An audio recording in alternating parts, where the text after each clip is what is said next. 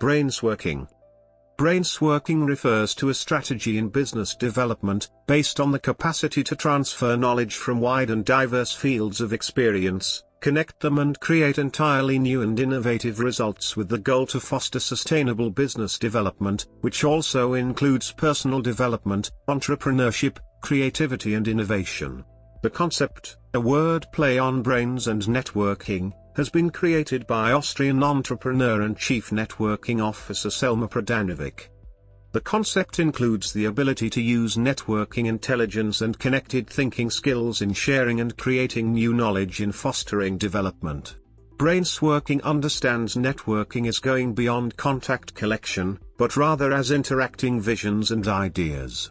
It can also be used as a tool for sustainable human development, as it builds on the fact that each human being is unique and has a unique competitive advantage to bring into the knowledge exchange network and contribute to sustainable progress in that way. Notes and references.